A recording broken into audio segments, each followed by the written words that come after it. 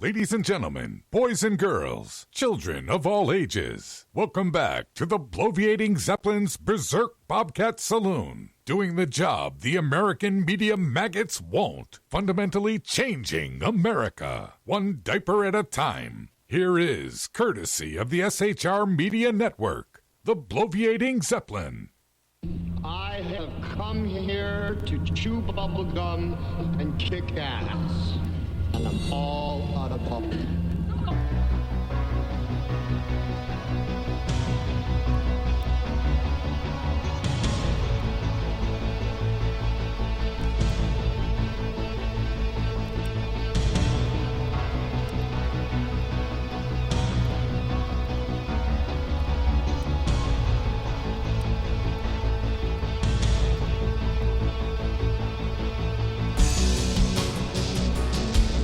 Ladies and gentlemen, boys and girls, children of all ages, welcome to the Bloviating Zeppelin's Berserk Bobcat Saloon radio show.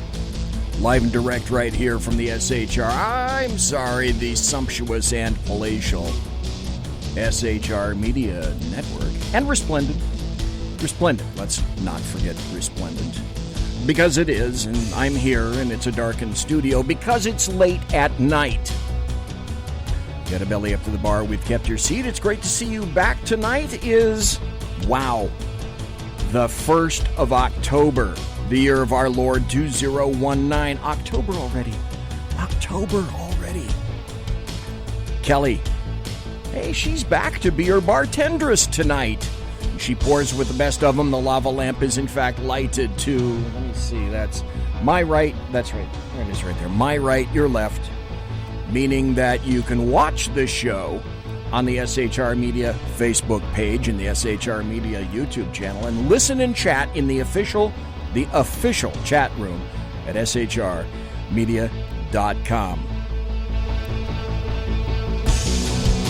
Gotta tell you, we don't water our drinks just like we don't water our conversation. Politics, religion, crime, culture, economics, race, sex, science, law.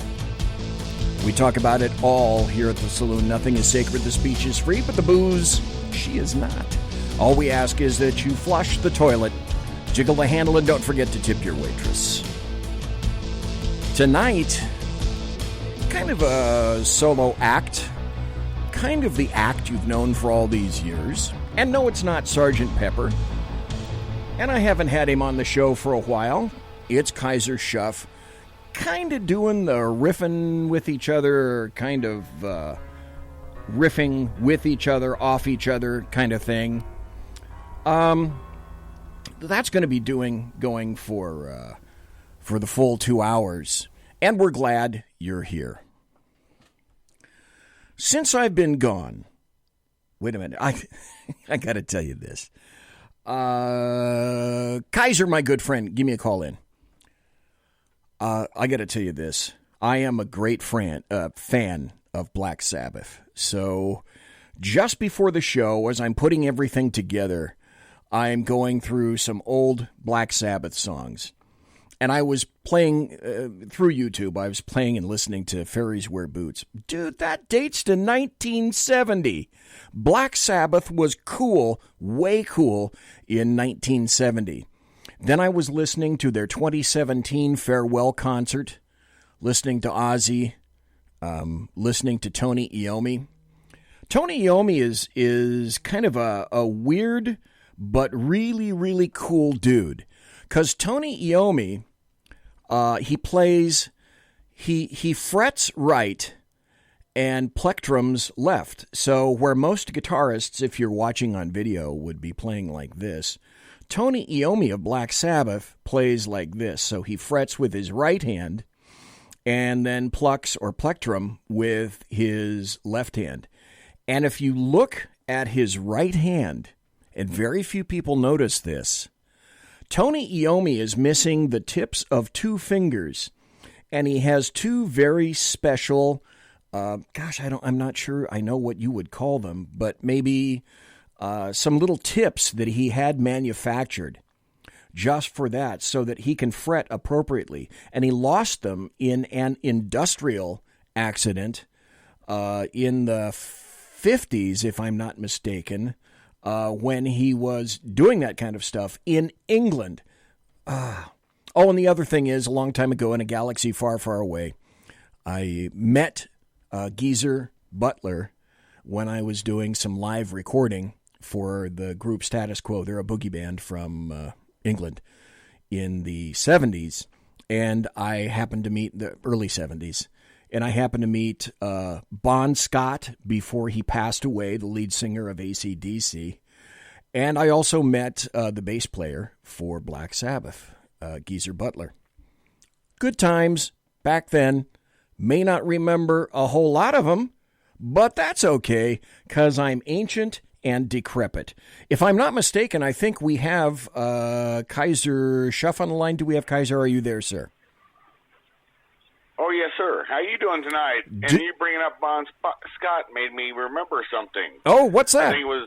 I remember the date, October 21st, 1979. I think it was. It might have been 78. Okay.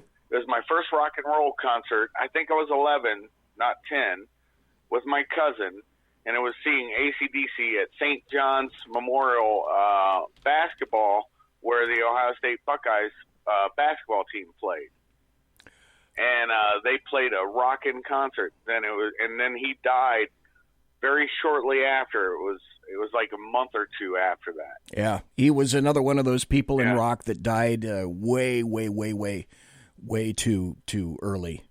However, the cool thing is that the guy that replaced him, whose name is Brian Johnson, has a different voice, but as far as I'm concerned, he is every bit as good. Now, Brian Johnson, if you don't know him, is kind of a sawed-off little guy.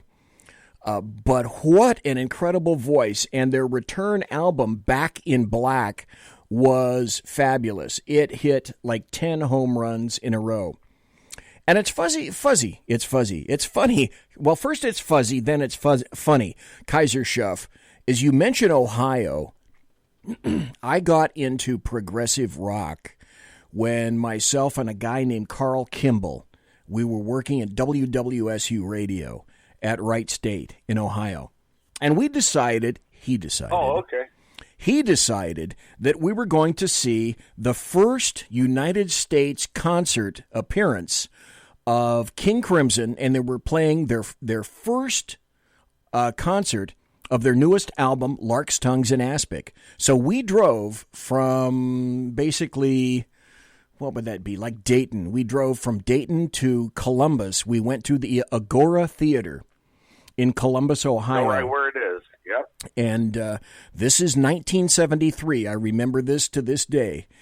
And we sat through a probably 2 to 2.5 hour concert of nothing but King Crimson, Robert Fripp on guitar, Bill Bruford on drums, and I will never forget that because of the extreme amount of effort that he was putting into the drums, there was a container of oxygen on the floor next to his drummer's seat that he would take hits from every now and then.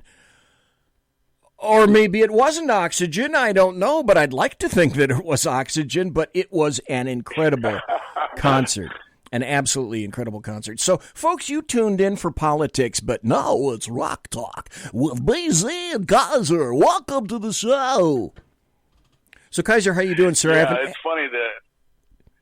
I'm sorry, go ahead, sir. It's funny, you mentioned the Agora, and it's now called the Newport Music Hall, and I had a funny riff on that.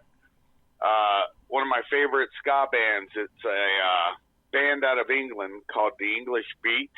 Okay. I saw them in the 80s, and then I saw them again after I was married, so that would have been in the late 90s. Okay. And my wife was super embarrassed because I jumped up on the stage and was dancing with Dave Weakling, the lead singer. You know, I jumped up and started doing some ska. But yeah, no, that's good times, good thoughts. Do you? I know this is a silly question, but do you have video? And if you did have video, would you be embarrassed?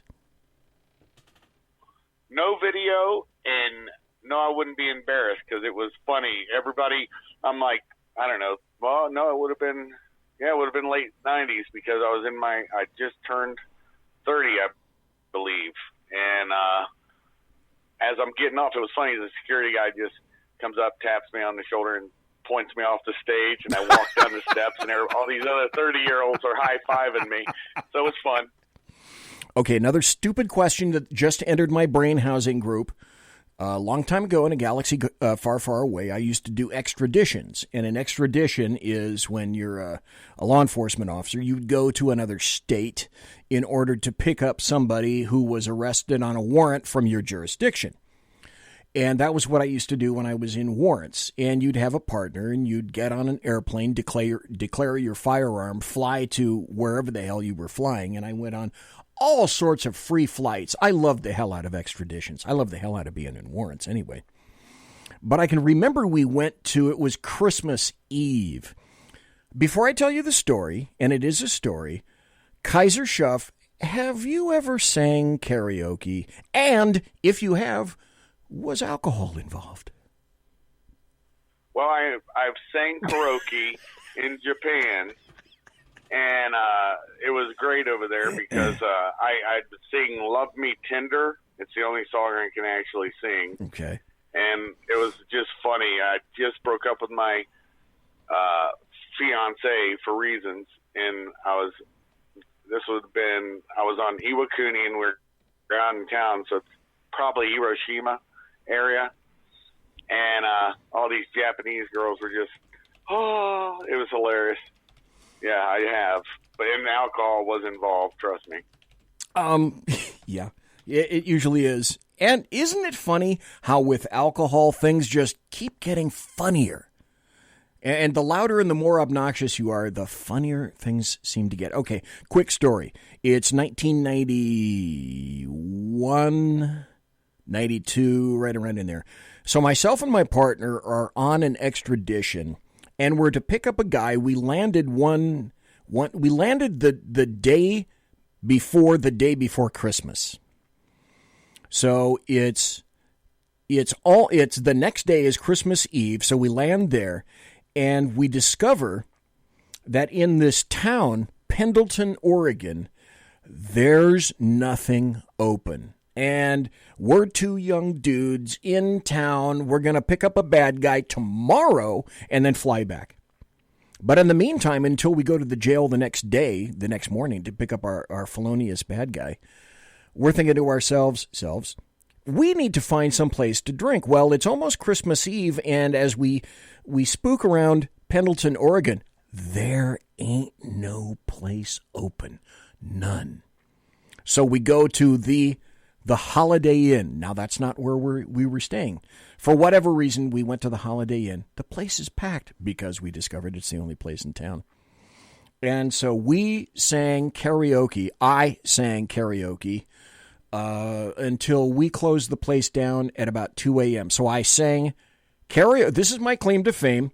I sang Born to Be Wild by Steppenwolf and many other songs, including The Pusher by Steppenwolf, until 2 a.m., lubricated quite liberally with various potent forms of alcohol, none of which were tequila, I should care to add, and sang karaoke, and everybody there had a great time, and that's my Pendleton karaoke story. I tried to get my partner up on the stage to sing, but nope, he wasn't having any of it. I had a great time. So, karaoke on just about Christmas Eve in Pendleton, Oregon at the Holiday Inn. You can't get any weirder than that. Anyway, wow, we have got a great show. I don't know where we're going. I don't know what we're doing. Kaiser's going to riff off of me, and I'm going to riff off of him. Now, I do have some stuff coming up. I do have some audio cuts. I do have some stories. I think we'll probably have enough time to get to some happy stories. We'll be doing the breaks at the bottom and the top of the hour, just like normal. And a programming note. Tonight, I was trying to get Kurt Schlichter and Matthew Betley on so that they could riff back and forth with each other. And I thought, if I could just get these two guys on tonight, then maybe I'll set a precedent. They'll have a great time together, and then maybe I can get them back on the show like once a month, once every couple of months, because they're both military dudes. They're both authors. They're both conservative, and they're both writing books. Kurt Schlichter is an attorney. He's a retired Army colonel. Matt Betley is I don't know what rank he retired from, but he's a Marine. And so we've got Marines, we've got the Army. They're both conservative, but Matt Betley, it turns out he's writing a book right now, so he just didn't have the time.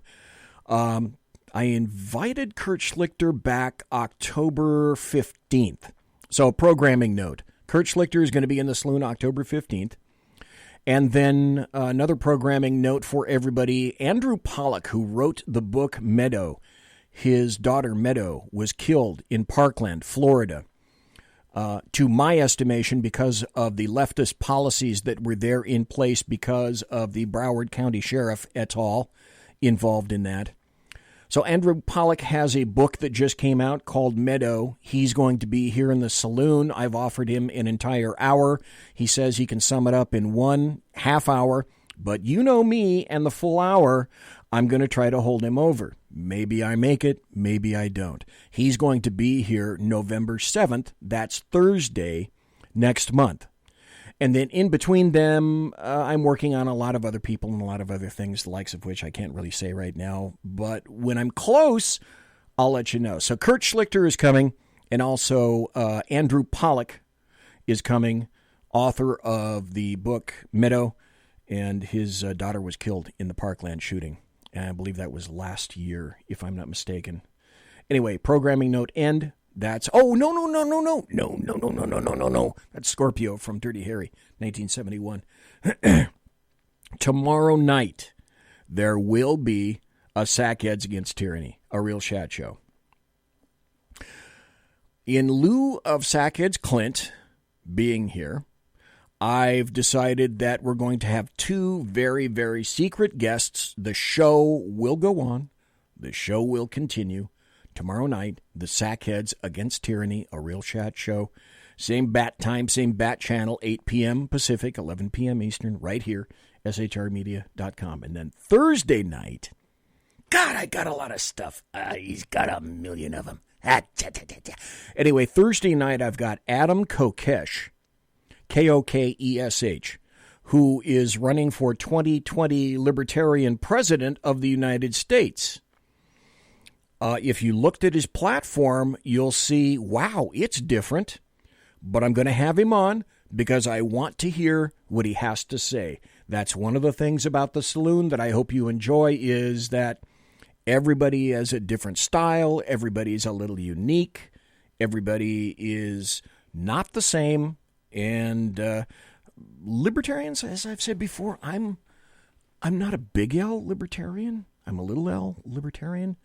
Libertarians lose me as last Thursday night, David Weichel, who's running as a Republican, however, he's been a libertarian, but he's running as a Republican opponent to Lindsey Graham for South Carolina for 2020. And as I indicated with regard to David Weichel, the libertarian, the big L libertarian, does live long and large within him. And if you want to hear Big L Libertarian this Thursday night, Adam Kokesh, he'll be here. And I mean, folks, I'm not kidding. Big L. The two places where I disagree with most libertarians is borders and drugs. But that's just on account of all the crazy, wacky things I've seen during the years. KAISER SHUFF, any libertarian living within you, sir, at all? Yeah, small L. I would say you'll enjoy the interview with Kokesh. I interviewed him, and I think it went over a little an hour. And his ideals, you'll enjoy them. I think I will. He's a really decent dude. I met him when he had to, on his presidential bus, he stopped in my town and parked in the Kroger parking lot, and I just happened to see the bus. I was taking a picture of it, and all of a sudden a guy with a dog comes walking up, and he's like, "Hey, how's it going?" And I looked back, and it was Adam Kokesh. Oh, cool. And I talked to him and his manager, and that's how I got him on my show. Outstanding. Outstanding. Now, my wife, if she were here, the first thing out of her mouth would be, okay, Kaiser, what kind of a dog? Oh, it was if I remember right, I think it was like a lab mix of some sort. There's a picture on my page. So his little head sticking up, about hip height. It was like a lab mixed with something. I don't know. You have to ask him. Okay. Darn it. I should have asked you this after I introduced you. On your social media, any place that you'd like to let people know where you can be found on social media, and also tell people about your show. You also have your own Shuff, Kaiser's Corner. Yeah, I have Sword Point, all lower caps, and then the numeral 9 at Yahoo. Okay. And you also have your own show. Or at YouTube, I'm sorry. Okay. Yeah, Kaiser's Castle. Yeah. I'm sorry, Kaiser's Castle. That's true. Yeah, I don't know why I call it. I said Yahoo. It's YouTube. Okay. For the rest of the hour, I don't know, it may bleed on over into the second hour. Not quite sure, because this goes wherever the hell it goes. And Kaiser, because you're kind of co-host tonight, if you want to stop and interject something, anything, at any time, just let me know. I thought we'd address a little bit of impeachment material up front. Try to get things out in terms of the truth about what's happening here, why this may be occurring. And then I'd like to discuss with Kaiser what we both think, and maybe you think, the results are going to be in 2020, because I most def have some thoughts about that. But a gentleman with whom I am friends on Facebook sent me this video. I think it's about 7 minutes, something like that, from Justice with Jeanine Pirro.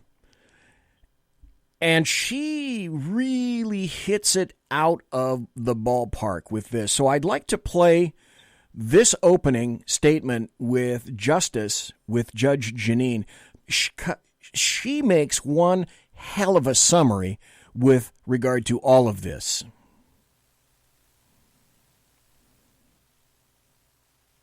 Well, it'd help if I turned on the volume, wouldn't it? Okay, Judge, tell you what, stop right there, go back. Judge Jeanine, are you there? Yeah. Been under siege. There we go. Our commander-in-chief has been subjected to unprecedented maligning by the mainstream media, high-level Obama administration officials, and disappointed, disgruntled, and deranged Democrats. It's as though the White House is an ancient walled city with barbarians storming the gate, looking to annihilate the outsider beholden to no one. The American... Come on, Judge. Come on, Judge. Judge, you're not playing fair. All right, let's refresh this and see if we can do this again. Been under siege. There we go. Our commander-in-chief has been subjected to unprecedented maligning by the mainstream media, high-level Obama administration officials, and disappointed, disgruntled, and deranged Democrats. Definitely. It's as though the White House is an ancient walled city with barbarians storming the gate, looking to annihilate the outsider beholden to no one. The American people put in that house in 2016. The radicals have been resisting and salivating at the chance to get revenge for their 2016 loss. First, he was an illegitimate president. Then Russia, Russia, Russia, Stormy Daniels, taxes, and now the ultimate revenge, an attempt to impeach a president of the United States. For what? He broke the law. The president was guilty of a cover-up. Really? Before anyone even saw a transcript. The President of the United States and his actions in a telephone call with a head of state betrayed his oath of office, our national security, and the integrity of our elections. I think what the DNI did was broke the law. The President has been engaged in a cover-up all along. Why wait for a transcript of the hearing? Let's just take him down. Nancy... Yeah, she makes a good point. This came out before the transcript ever was released. Oh, gosh, wait. Who released the transcript? That would be the President of the United States. Didn't need direct knowledge. Partisan hearsay was good enough for her. Let the impeachment begin. The crime, they say, is that our president spoke to the president of Ukraine and asked a favor, quote, to find out what happened with the whole situation in Ukraine. CrowdStrike. Meddling in the 2016 election. How dare he? But America has been struggling for almost 3 years with that very issue. That's what the Mueller investigation that came up with nothing was all about. So let me see if I get this straight. The Democrats can investigate meddling, but the president, the chief executive of this nation, cannot? Democrats can spend $32 million of our dollars to tear the country apart and come up with no collusion and no meddling by the president with the Russians, and the president can't ask a favor that Ukraine look into the genesis of the meddling of that 2016 election? Really? He can't find out what Ukraine's role was in terms of the interference in the election?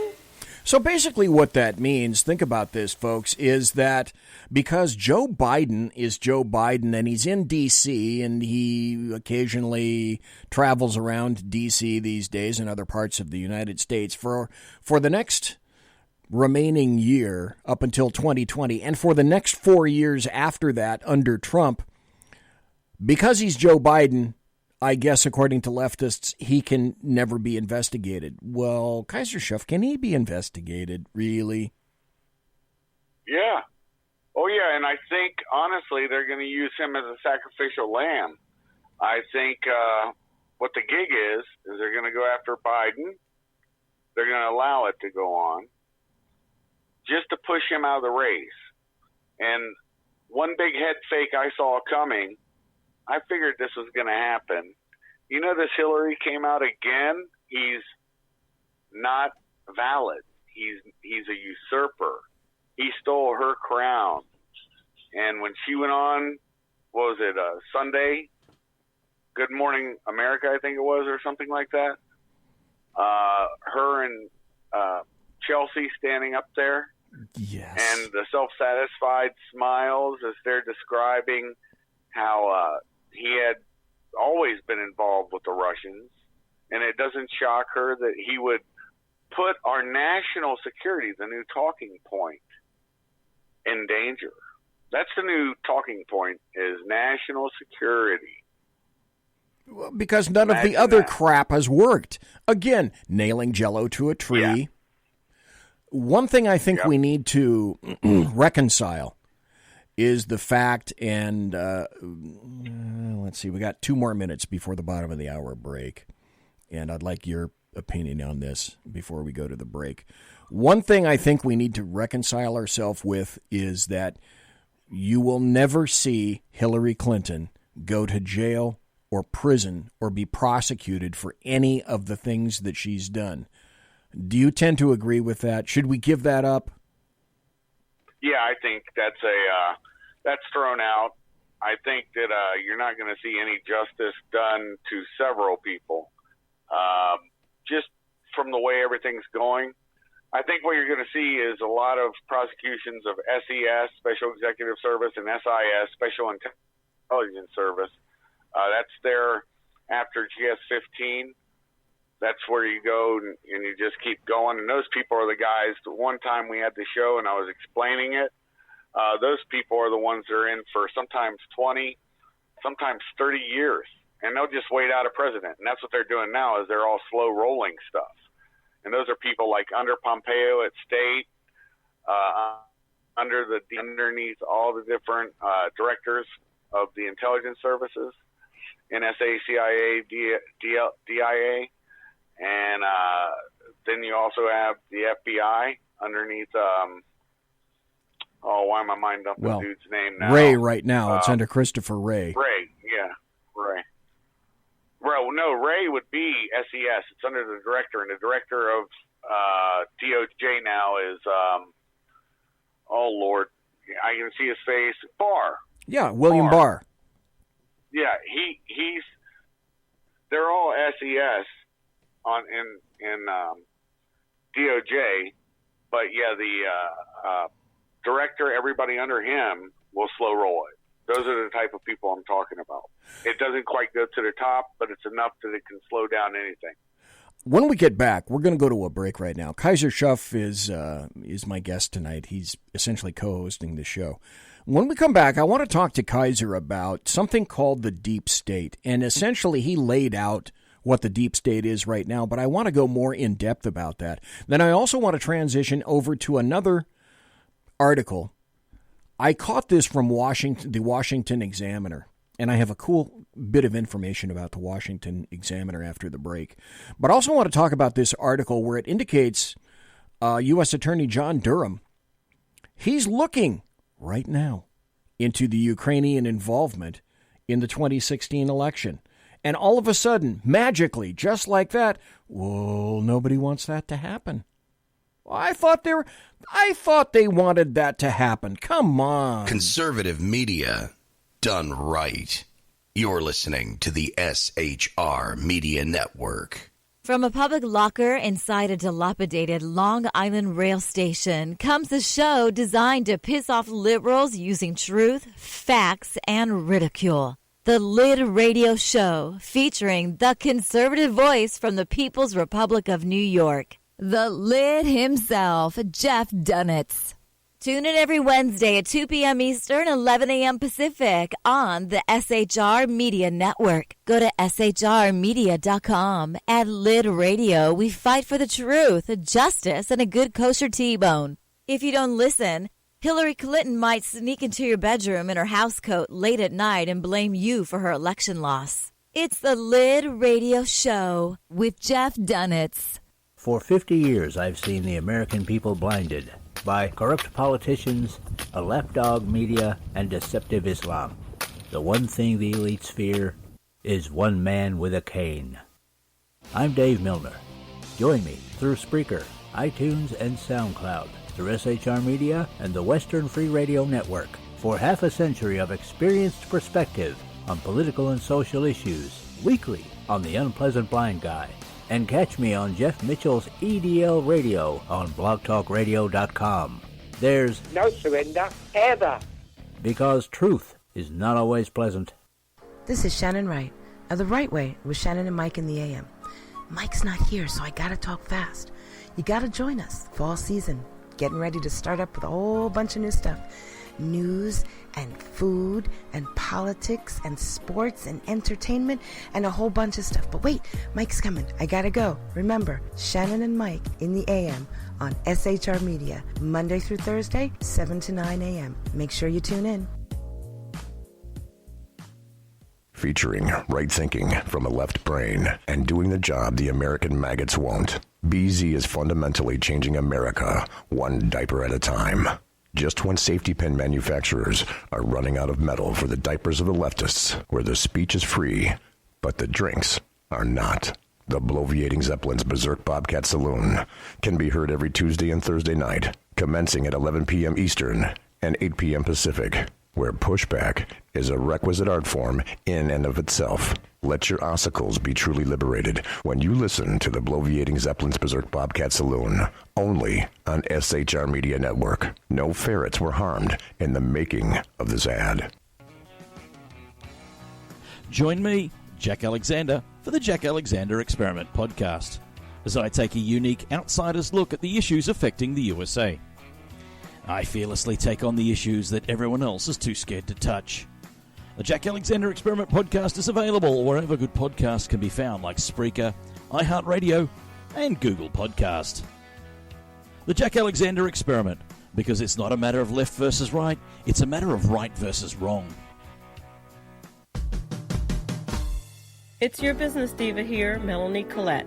I am inviting you to a front row seat as I discuss some of the most intriguing details of wealth and finance with today's movers and shakers in the world of business. Listen in and discover financial truths on a global, domestic, and household scale. Uncover topics that will impact your wallet today and in the future. Money Talk with Melanie airs Monday through Friday, 5 p.m. East, 2 p.m. West, right here on SHR Media and High Plains Pundit Talk Radio. You can't afford to miss it. Featuring the effervescent contrarian Sackheads Clint plus the unrestrained bulbosity of BZ, the Sackheads Against Tyranny is a real chat show. Doubling your late-night conservative talk show pleasure with double the hosts, you can listen every Wednesday night at 8 p.m. Pacific, 11 p.m. Eastern. Please note, some contents may have settled during shipping. Member FDIC, batteries not included, warranty voided Montenegro. Conservative media done right. You're listening to the SHR Media Network. Ladies and gentlemen, boys and girls, children of all ages, I am the bloviating Zeppelin. You are listening to BZ's Berserk Bobcat Saloon radio show, where I am broadcasting behind enemy lines in occupied California, always spelled with a K. Always spelled with a K. 2 miles east of the locus of evil on the entire left coast. That would be the Capitol building at 10th and L Street, the Bill Mill, where late at night you can hear the screams from the death of common sense. And also, as I exit that door at about 10:30 at night, I'll smell the evil stench of sulfur and brimstone emanating from that foul building. Execrable. Absolutely execrable. Tonight, we're talking to KAISER SHUFF, one each, Model 1, Mark 1. And he's here for the full 2 hours to chat about just about anything that plops into our heads. Thanks to Mike in chat. Thanks to, hey, Kaiser's in chat. Thanks to Simone in chat. Thanks to Wendy in chat. Thanks to the Alaskan in chat. Sadly, I fed Clyde before the show. That was on video, and unfortunately it didn't take. But Clyde is full. He's happy. He's curled up in the corner. So a happy bobcat is a serene and secure bobcat. We spoke last, before the break, to Kaiser, and I said, dude, you basically gave a little bit of a definition of deep state, what that might be. And I also had an article that I wanted to read, but what you were saying, can you kind of give a definition or what in your mind KAISER SHUFF the deep state is, and or its machinations, why and how it's present, if you could? Yeah, well, they're executives for the federal service, and pretty much it's an appointment until they retire or get out. And, examples would be like Comey, just whoever is there, Barr. And once they're at that level in federal service, that's the bureaucracy. Right. Okay? So the bureaucracy, even though you have directors, the people under them can slow roll anything. So let's say Durham goes somewhere, finds some stuff. Well, before it goes up the chain of command, just like in the military or in law enforcement, it'd be like the assistant chief holding paperwork and maybe misfiling it or something, getting a case thrown out. Things can happen, right? Right, true. And losing evidence. So it's a form of corruption, honestly. And when people talk about red tape, that's what they mean. The red tape a lot of times can be cut. We used to say in the Army, you had the E4 Mafia, the Specialist Mafia, and in the Marine Corps, the Lance Corporal Mafia. And if you knew some of them, then you could get stuff done. But let's say you had to do it the normal route, you would have the people who wanted to keep their jobs forever, afraid to get fired or whatever. I don't know the mentality of it. I never had that. I always did my job. But you would have them like, oh, you got to do this, you got to do this, you got to do this. And the Spec Force is like, nah, here's this paper, fill it out. Okay, we'll get it done. And it gets done. And it's the same way. Well, it's like the BMV. The easiest way to describe it to people is you have good BMVs, Bureaus of Motor Vehicles, and bad. And like our local BMV, you're in and out probably within 10, 15 minutes. Even if they're packed, they move people. If you go into the larger cities that are surround, you could be there all day or half a day. You understand? Right, exactly. Because these are the people you don't want to piss off. Can I update a little bit and give you my version of the deep state? And that is this. Bureaucrats will come and go. Elected, appointed individuals, leaders, air quotes, leaders, will come and go. Comey came and went. Wray, he will come and go. But the people that are in various places whose job it is to be in all sorts of various bureaucratic government drone type positions, they already have and have had in their minds for years and years a bias in their jobs. And as you indicated, it's fairly easy for them to throw up all kinds of bureaucratic roadblocks to slow roll any and every process, and that is occurring these days. We discovered that when John Communist Brennan, decided that his enemy was Trump, weren't we told all 17 intelligence agencies were absolutely unbiased and apolitical? When, oddly enough, we discovered that unbiased and apolitical was exactly what these people are not. So the deep state, to me, are the people that have the ability to salt the fields and throw mines in the fields because they have a fairly good understanding of the process of government, how it works, and how they can interfere, make things disappear, make things go their way, whatever it is that they want. Is that another alternative view of what the deep state may be? Oh, yeah. When you said the bias, you're right. In the 60s, the radicals, they hid out in academia. They hid out in government service. And they also hid out in Hollywood. And you're right about Brennan. He not only was he a communist and voted for a communist, Bob or Robert, whoever it was back in the day, but he did convert, and there's stories that people say, no, he didn't. Yeah, during the Gulf War, I was in the Kingdom of Saudi Arabia, and during that time, he was CIA station chief in Riyadh, and he did convert to Islam. And, I mean, that was the talk. All of us are like, why is the CIA station chief, and they used to always push us these pamphlets from WAMI, World Association of Muslim Youth. It's written in English. And they gave us Qurans, the Saudis we worked with. And it was always a big push for us to convert. And I guess he succumbed, or I don't know, maybe he didn't really have any beliefs being a communist and probably an atheist at that time, before that.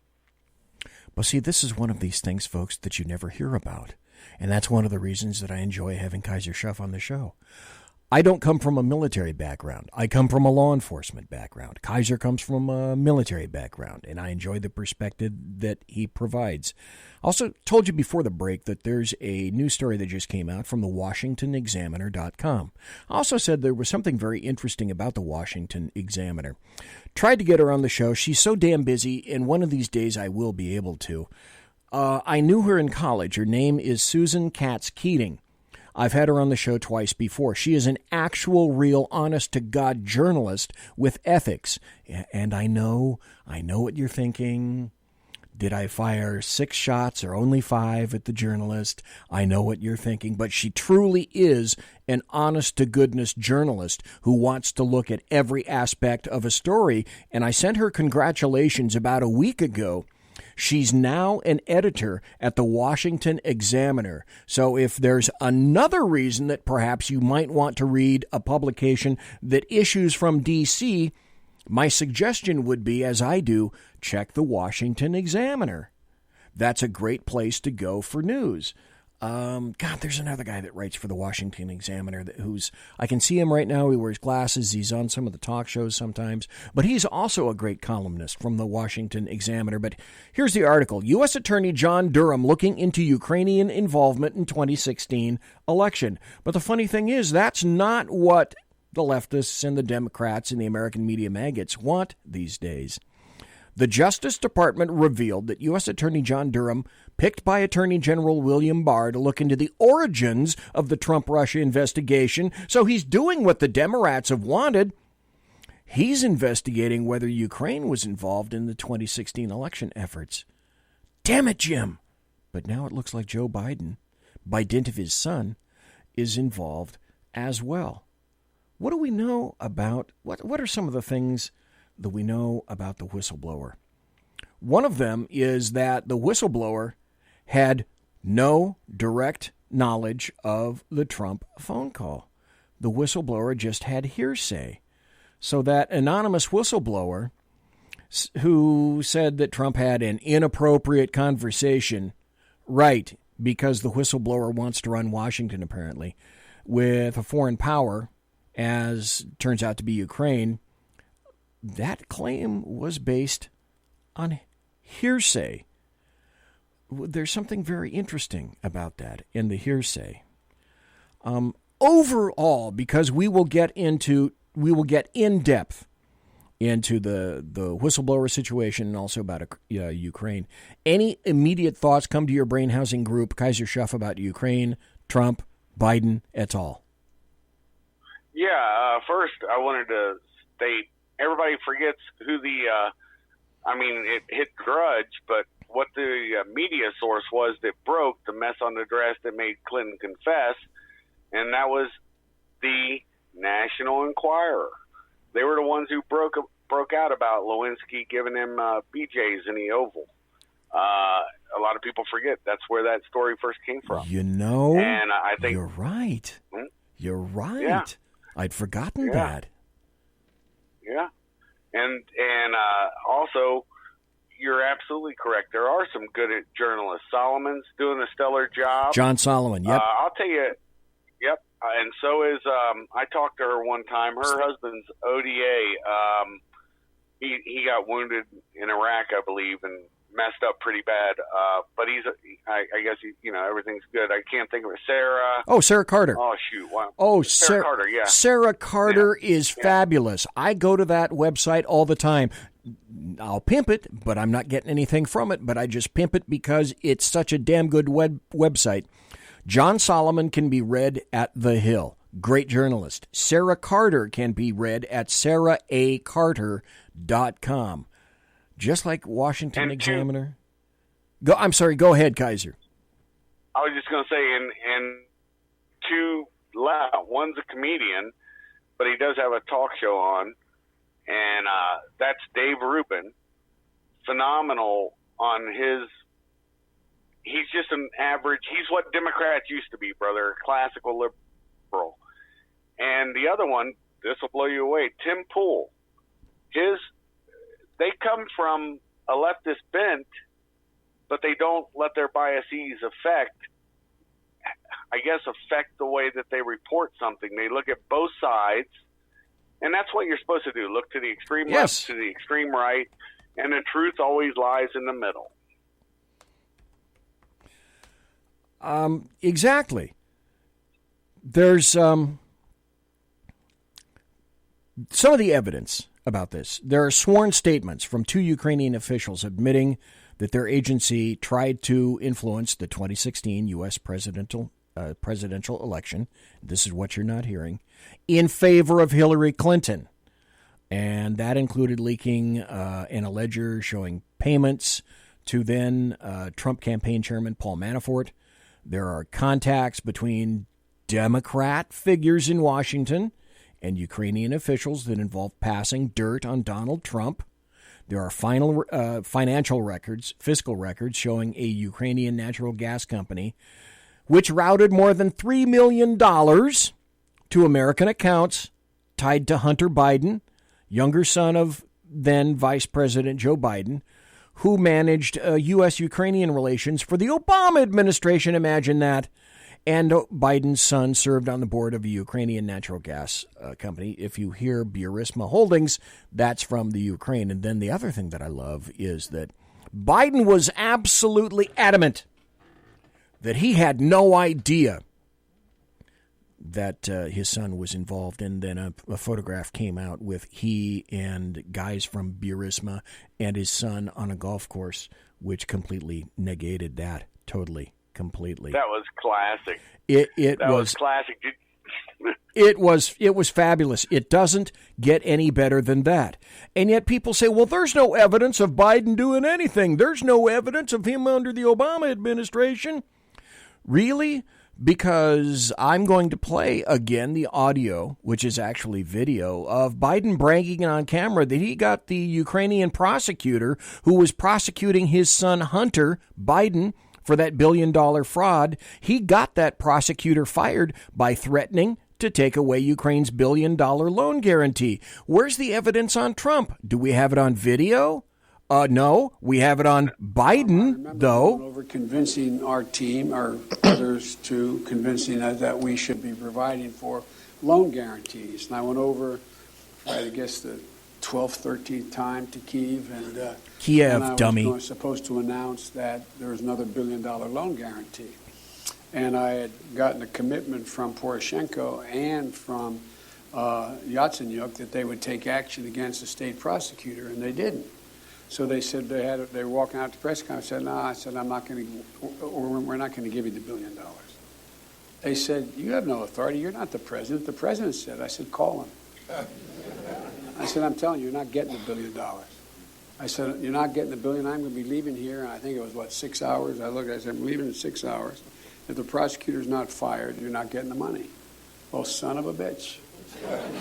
Got fired. And they put in place someone who was solid at the time.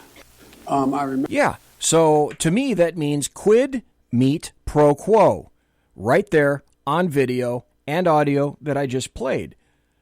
But the other thing. Oh, yeah. Go ahead, Kaiser. I said, oh, yeah, the malfeasance of that also. It's not just, that abuse of power. I mean, it amazes me what the Democrats, you put a capital D next to their name, they can get away with everything.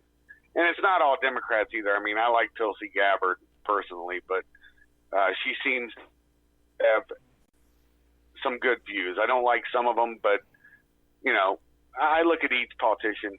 But, yeah, for the most part, this group now we got are either incompetent goofs or extreme leftists to subvert, I think, national policy and national security.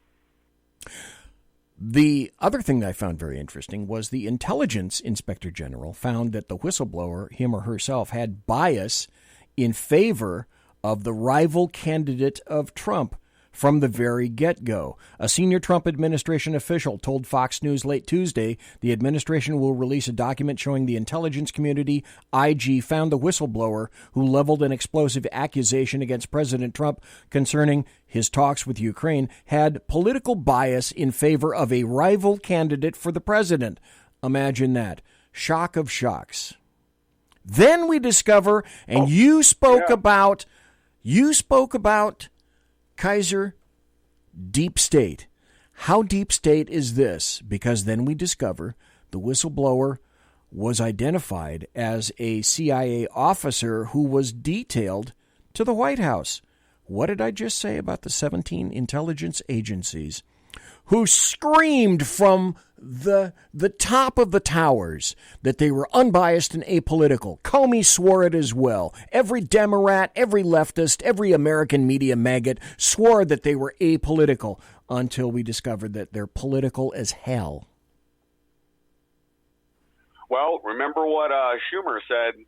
I can't remember the name of the show he was on, but he said they have 7 ways to Sunday to come back at you in the IC. So the IC intelligence community. Right. And he's not wrong, because you got to remember, under 8 years, first time that I know of that the NSA's antennas, their job, National Security Agency, is to look outward to threats. We have the FBI and everybody else to work inward. But they turn their microphones inward for the first time under Obama. Well, and it was because they wanted to get dirt on Trump. One of the very first things we recognized and realized, folks, is that when President Trump I don't even think he was elected yet, was saying that he was wiretapped at the Trump Tower. Everybody went, you moron, until it turned out that, yeah, he was wiretapped. What he meant to say was surveillance was conducted against him. But, yeah, same damn thing. He was wiretapped. Then there was this. Oh, yeah. The whistleblower who filed that complaint talking about Ukrainian President Zelensky and Joe Biden and his son. He is a CIA officer, and the New York Times reported that Thursday. Kind of surprised at that. But on the other hand, are you, Kaiser Schuff, surprised that the whistleblower is a member of the CIA? Amazing. Not really, because CIA and State Department, remember, I worked for Democracy International, USAID, a bunch of different, companies doing what I do for a living. Right. And the interesting thing that you'll find is it's got a severe leftist bent. Like I said, these people, they get into NGOs. They also infect government service. And at one level or another, they're all indoctrinated because they have to go through all these courses and, whatever it is, gender, whatever. And you're always going through some BS course, just like in law enforcement. You know what I'm talking about. And so they become, I don't know how to say it, lockstep in thought process. Right. And their egos are involved. They think they wield a lot of power. Sometimes they do. It's sort of the same way in the military too. But like with the terminologies of those, when they wield that power, they're just in such lockstep that you don't have to give somebody an order to do something if they all believe the same thing. And the CIA out of all the intelligence agencies, because they have the least amount of former military, DIA heavily military, and NSA is about half and half. And those agencies, the NSA is probably second to the CIA, where they are on a severe leftist bent, and it got even worse under the last 8 years. Because remember, everybody in the SES serves at the president's pleasure. And so he could fire all the brass, and then their edicts coming down, force-feeding everybody else, they have to comply with. And he didn't need to give any orders. They'll do what the new policy is, and they wrap it in policy, and then corporate cram down their ass. And that's really how it functions, unfortunately. Folks, I'm probably going to end up reading a large portion of the transcript tomorrow on the Chat Show. But for right now, I'd like to read the first primary paragraph that I'm betting no one has heard or read to you, or you haven't read yourself. And you tell me where the quid pro quo and where Biden is specifically mentioned in this first paragraph. And then I'll give you the response from Ukrainian President Zelensky. It starts with this. This is the president. I'd like you to do us a favor, though, because our country has been through a lot and Ukraine knows a lot about it. I would like you to find out what happened with this whole situation with Ukraine.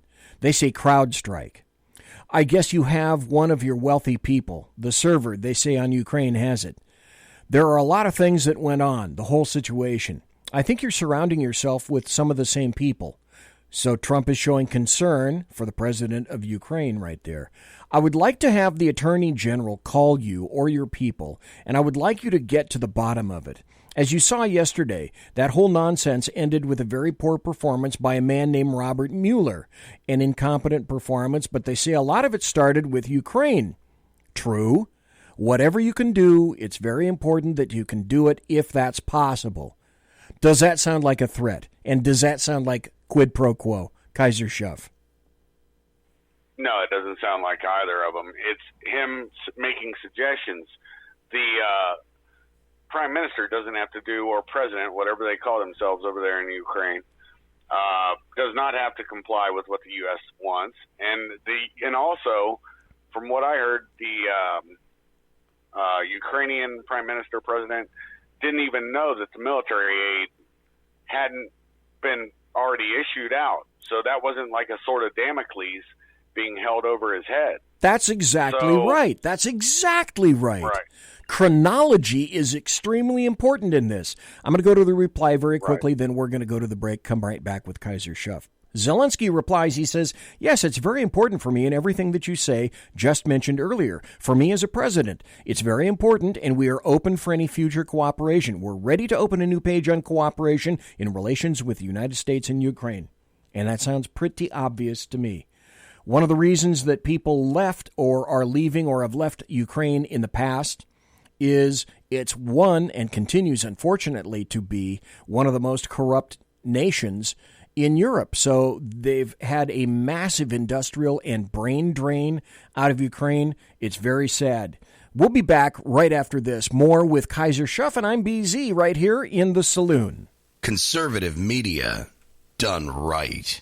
You're listening to the SHR Media Network.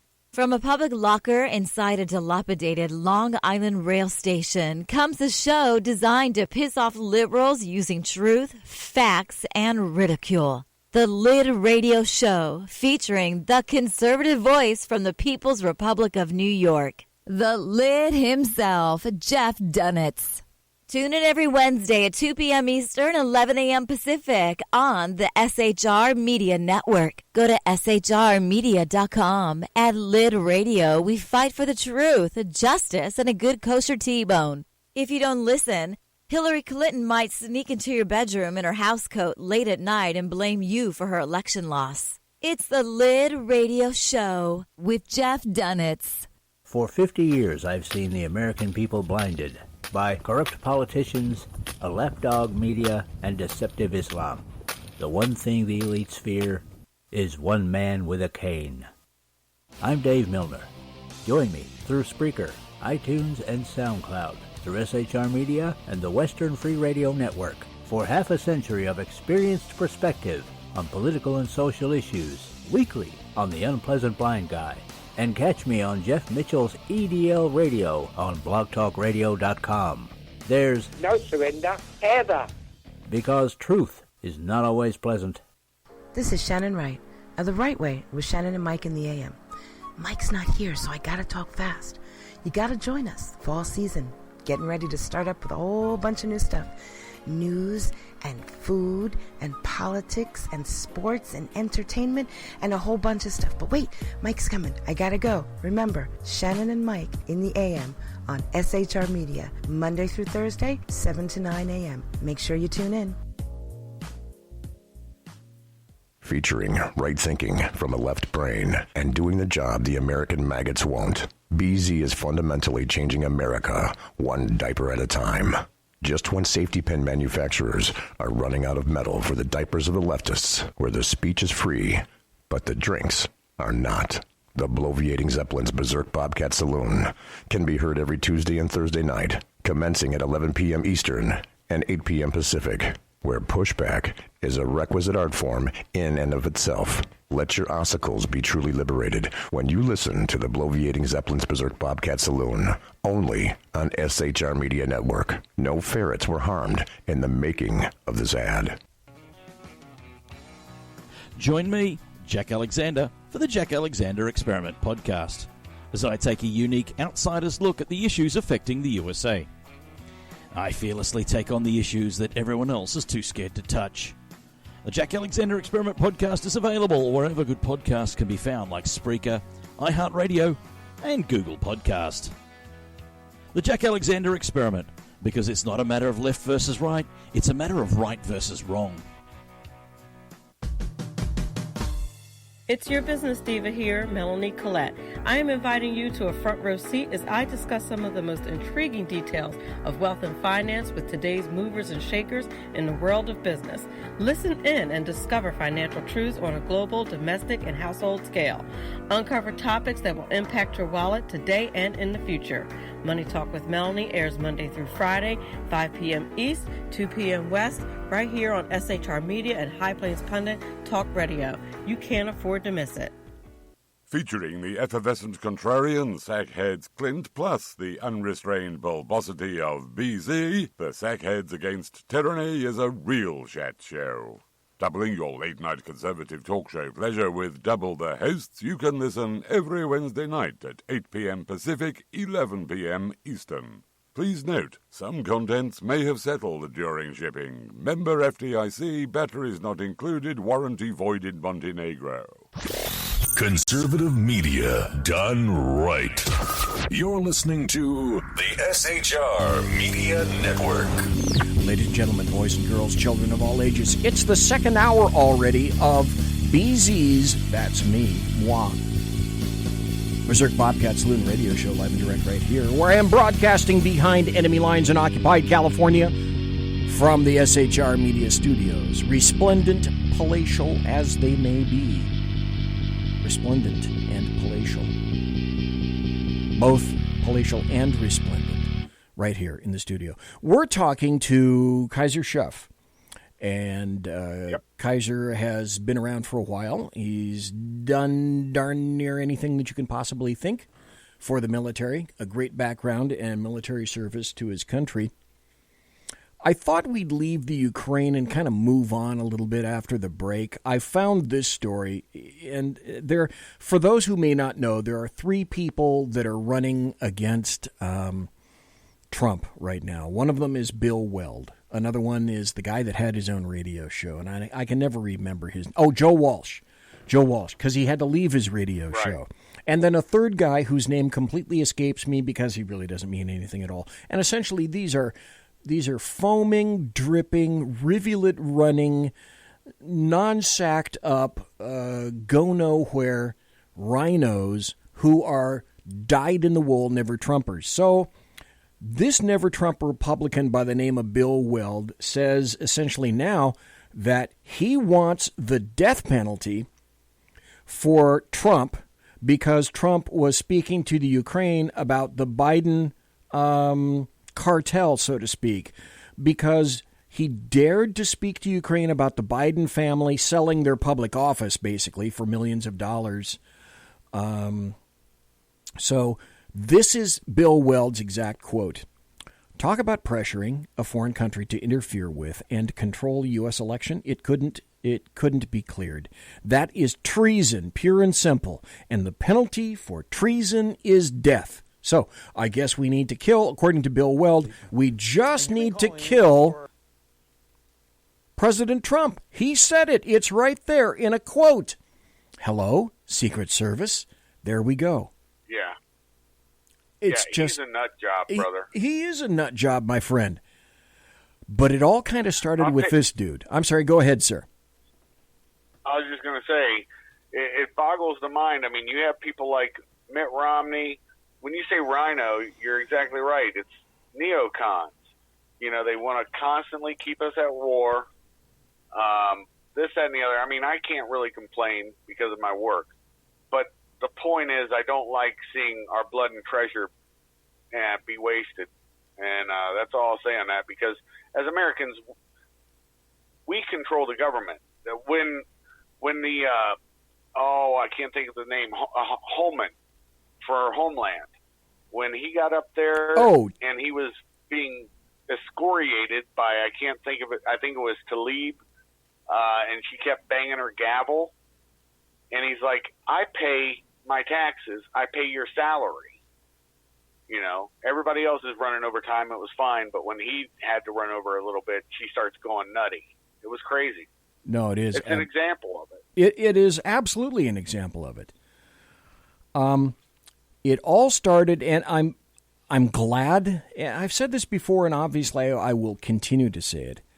The internet is a wonderful repository, And it's a great memory if you know how to get to it and to access it, to pull up information that most people and many people wish that you never had or never accessed.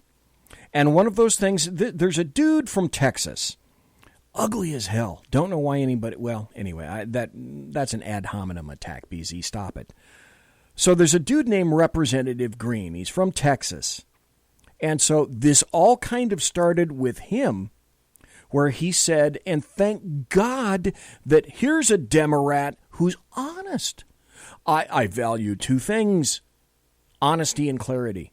He's remarkably honest about this. His quote was, if we don't impeach Trump, he's going to get reelected.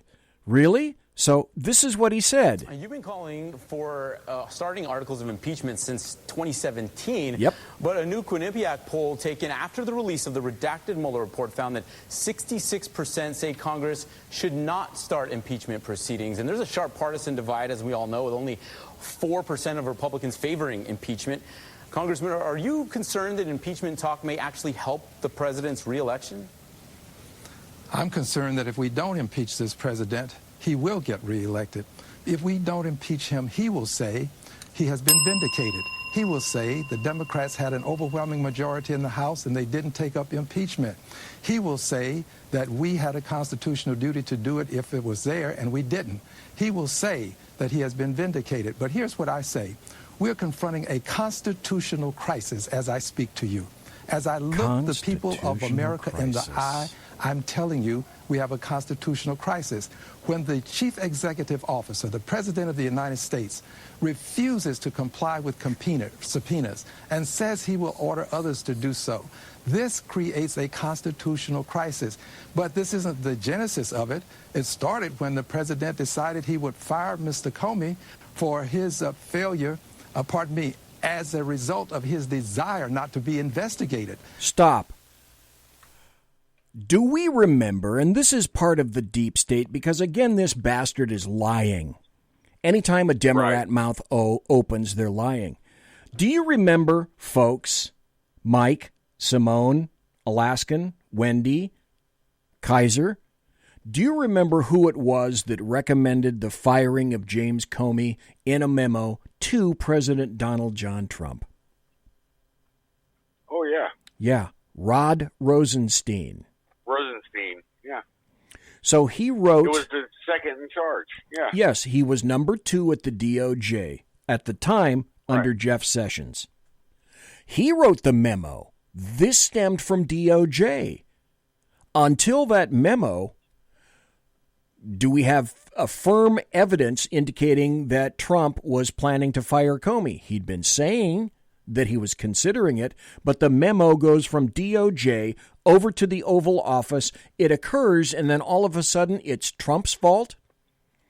And then DOJ falls back on, oh my God, firing Comey is terrible after you recommended it, comma, you fuckers. But we conveniently seem to forget about that. How bizarre. We forget where that recommendation came from. Well, you have the idiots like, it's the thing I always talk about, punching right. You know, you have, this isn't your particular brand of conservative, right? You have idiots like Romney, who I voted for, and so everybody, you know, my whole family did. Yeah. And unfortunately, but we had 2 weak horses running against a guy who massively turned down and declined through executive privilege. He kept up his drone project, and I'm talking about the last resident of 1600 Pennsylvania Avenue, Correct. Obama. Correct. And he signaled and created through the CIA ISIS. It was USIS. And, I mean, we have an Air Force that's really good at dropping gear out of the combat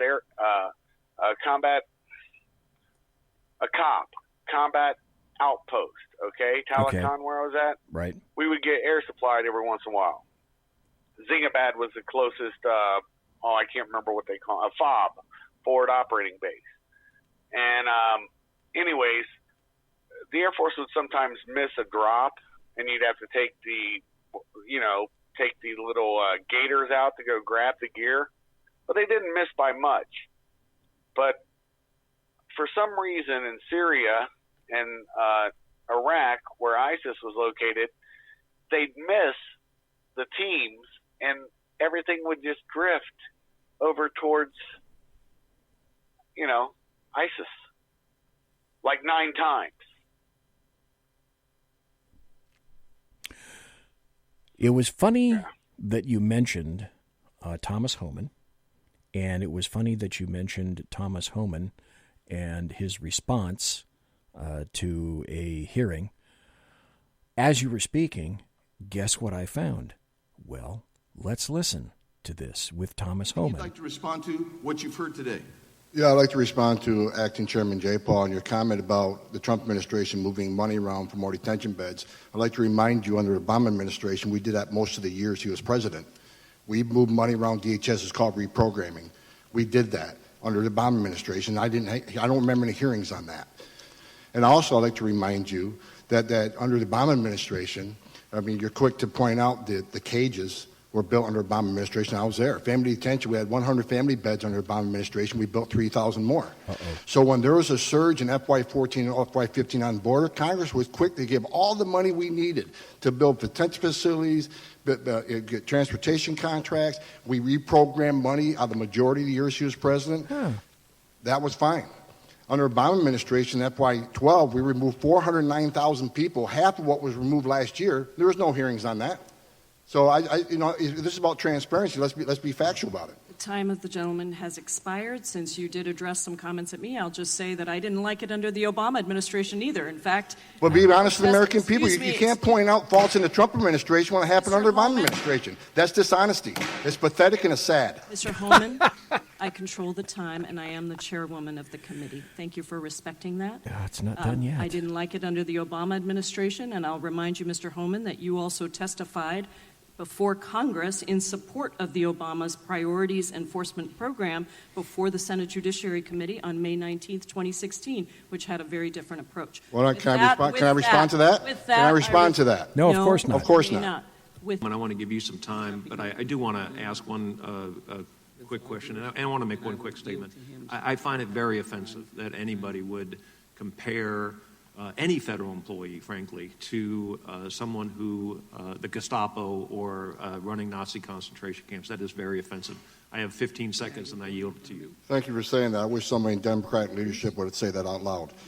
Look, you want to know why there's 50,000 people in detention? You want to know why we have 1 million illegal entries in the United States? You want to know why we have these issues? Because you have failed to secure the border. You have failed to work with this president to close the 3 loopholes we've asked for 2 years to close. So if you want to know why this issue exists, you need to look in the mirror. You have failed American people for not securing the border and closing loopholes. Mr. Holman, please respect the chair and the authority of the chair. The time of the gentleman has expired. I've asked you politely to let me go beyond my time, and you let other people go beyond their time, but not to Tom Homan. He don't get me go beyond his time. That's Mr. right. Holman, we have approved an agreement It is a circus. The Republicans and the Democrats with the ranking member. We increased the time of one witness, one member of Congress. Well, you talked about that, Kaiser, so I just had to play it just for you because as you were talking, I found it. But it's true. It's the three ring circus of the shit show, brother, and everybody's invited. I've made this synopsis several times. You know what Donald Trump did? Thank God for him. Yeah, you think of Donald Trump or a president.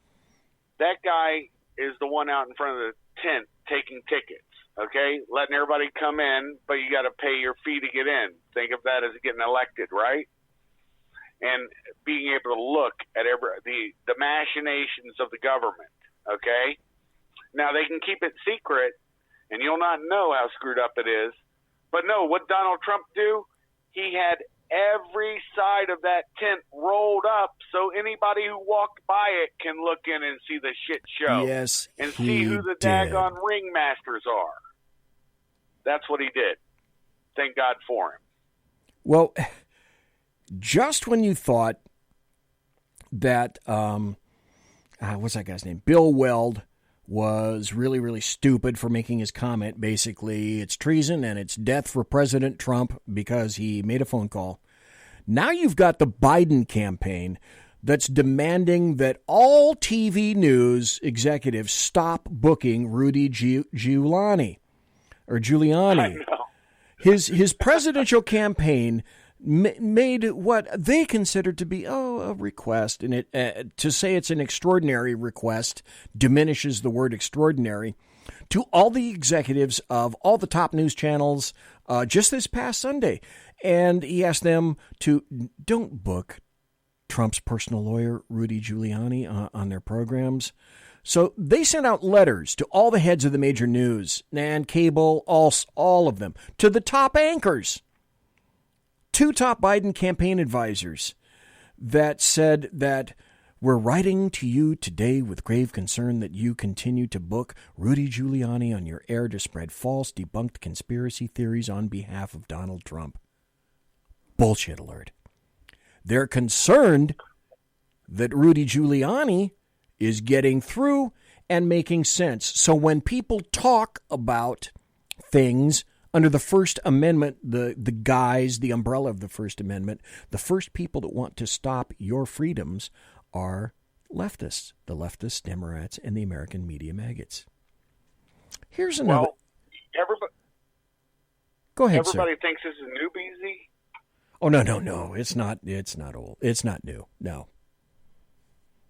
No, I was just going to say real quick, just to add to yours. Remember George Stephanopoulos and the Clinton campaign run? They made a documentary on it, and a guy called in wanting to talk, a reporter, about what went on in Mena, Arkansas. And Stephanopoulos said, if you write this, he says it on the phone right in the documentary, nobody will ever pick up any stories of yours, this, that, and the other, because the media, Hollywood, it's all in lockstep. Well, and that was a threat. The threat is implicit or outright, actually, that we'll just freeze your ass out. We will freeze you out. You'll never work in this town again. How many times have you heard that? Well, George Stephanopoulos, he meant that. And you know what? The culmination of it is right now. Everybody forgets political correctness started under George Herbert Walker Bush, political correct speech, his 1,000 Points of Light speech. And under the Clintons, they weaponized that. And now we're to a point where cancel culture is something, where people think they can get you fired. They can do this. They can screw your life up. You can't. Well, they can't for me because, I work. But the point is, it's turned into a snitch culture. See something, say something, and it's retarded. I mean, instead of being able to talk to somebody about something like you and I are having a civil conversation, we're doing it online. There are some people you can't have a civil conversation with. They want to do it online and be confrontational for drama. So, and you're seeing it. It's because of I also think because of social media. And I think it's becoming a problem. But I don't care. I mean, you know me. I don't give a shit about nothing. But I just thought that was interesting to see how it's progressed from the days of George Herbert Walker Bush. The cancel culture is very interesting. As I indicate, the leftists, it's the leftists and rhinos, because we can't forget about Bill Weld, who don't want you to speak. Right. Who think that you shouldn't be able to speak, you shouldn't be able to write, you shouldn't have an opinion, and anything that you say should never be heard. And right. You're in a unique position, and I am certainly in a unique position, because, folks, if you care what other people think or say of you, that's simply handing ammunition over to those individuals. Do I personally care what anyone says about me? No. Can they hurt me? No. Can they go to my job and make it hell for me? No. I'm retired. Do I have a lot of money? Yes. Have I used that for various conservative purposes? Yes. Can they still hurt me? No. Primarily, why not? Because I don't care. If you say one word And one word in and of itself, and 3 words together in a phrase are some of the most liberating words and phrases on the entire planet, and I encourage everyone listening to this show today to embrace them with maximal efficiency. The first word that you should use multiple times a day, a single word, 2 letters, no. It's liberating. It's absolutely liberating. The other phrase that you should use, I just told you, I don't care. That's massively liberating as well. People only can hurt you if you allow them to hurt you. If you're talking physicality, if you're talking physically, that's an entirely different venue, and gloves are off, boys and girls. I'll address that when it hits me right in my Gesicht. Up until that point, there you go. No is massively liberating. Can I have no? You know, you're a fill in the blank. I don't care. I don't care. Nor do I care. It should be embraced. And I got another story. This is another story. This just came out recently. This is from Breitbart. Remember Adam Schiff? Remember Adam Schiff, who he's pushing this impeachment thing. He's pushing this Ukraine thing against Donald John Trump, OMB, Orange Man Bad, the guy with a dead orange cat on his head. Why is it now that we just discovered that a Schiff, an Adam Schiff, who's the chairman of the House Intelligence Committee, why is it that Adam Schiff, a staffer of his, made an August visit to a think tank backed by Hunter Biden's old employer? A staffer for Representative Adam Schiff's House Permanent Select Committee on Intelligence took a trip to Ukraine last month, sponsored and organized by the Atlantic Council think tank. All of these bastards have links to Ukraine. Why is that? Are we not discovering, KAISER SHUFF, this is a continuing mantra, that essentially everything all the Republicans and Donald Trump are being accused of, leftists, Democrats, and the American media maggots we discover are themselves complicit with or responsible for or have done the very same thing earlier or now? Is that not a truism? No, that's a very truism. When you talk about old Adam Schiff, I find it funny. This also came out in the news. No real response to it, but he had to pay off. Remember that little secret fund for the Me Too people that were in Congress? Yeah. Where they would pay somebody off if something happened? Well, it was never a secret in D.C. that Shifty likes men. And, you know, who cares about somebody's sex life? I really don't give a shit. But he had to pay off a 19-year-old boy. Well, see, and what was the old axiom that used to be going on in D.C. back in the day? Don't get caught with a dead girl or a live boy. Well, and it's true. Do I give a crap about what someone's sexual proclivity may be? No. Do I give a massive crap if American taxpayer dollars are used to support them or defend them against things like that? Yes. That's not his money. That's my money. That's your money. That's our money in the big umbrella of it all as we're American taxpayers. I said before, I'll say it now, and I'll say it again to everybody here right now. Let's see. We got 2 minutes before the break, before the bottom of the hour break. When we come back, I just want to foreshadow this a little bit. We're going to talk about impeachment more specifically. We're going to talk about impeachment and its effect on the Democrats. We're going to talk about impeachment and its effect on Trump. And we're going to talk about impeachment and its effect on Republicans. Excuse me. And I think that's going to open a whole bunch of doors. My civics teacher, Mr. Helms, was right when he said, way back then in the 60s, he said, Democrats don't win elections. Republicans lose them. And it was true in the 60s and the 70s and the 80s and the 90s. And now it is most eminently true in the 2000s. Up to 2019, and it's going to be true in 2020 as well. Republicans, wake the hell up. We're going to take a break, the final one of the show, and then we'll be right back. A little bit more on impeachment and what may be the outcome of impeachment on both sides of the aisle. And we're talking to KAISER SHUFF tonight. Don't go nowhere, folks. We're going to be right back. Conservative media done right. You're listening to the SHR Media Network. Hey, this is Michael Wright. And I'm Shannon Wright. Join us for The Right Way with Shannon and Mike, Monday through Thursday from 7 to 9 a.m. right here on SHR Media. Why are they joining us?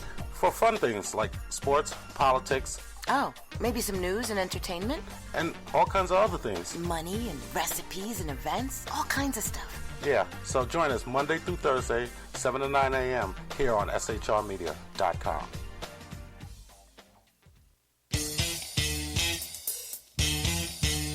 From a public locker inside a dilapidated Long Island rail station comes a show designed to piss off liberals using truth, facts, and ridicule. The Lid Radio Show, featuring the conservative voice from the People's Republic of New York, the Lid himself, Jeff Dunitz. Tune in every Wednesday at 2 p.m. Eastern, 11 a.m. Pacific on the SHR Media Network. Go to shrmedia.com. At Lid Radio, we fight for the truth, justice, and a good kosher T-bone. If you don't listen, Hillary Clinton might sneak into your bedroom in her housecoat late at night and blame you for her election loss. It's the Lid Radio Show with Jeff Dunitz.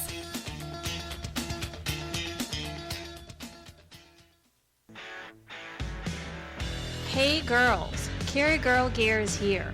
More and more women every day are concealed carrying, participating in competitive shooting, and getting firearms training. It's not a boys' club anymore, and we don't have to shop in their stores anymore either. Finally, a cool and unique clothing line just for women. Dope tees and hats for the patriotic concealed carry and 2A girl. So what are you waiting for? Go check out carrygirlgear.com today. It's your business diva here, Melanie Collette. I am inviting you to a front row seat as I discuss some of the most intriguing details of wealth and finance with today's movers and shakers in the world of business. Listen in and discover financial truths on a global, domestic, and household scale. Uncover topics that will impact your wallet today and in the future. Money Talk with Melanie airs Monday through Friday, 5 p.m. East, 2 p.m. West, right here on SHR Media and High Plains Pundit Talk Radio. You can't afford to miss it.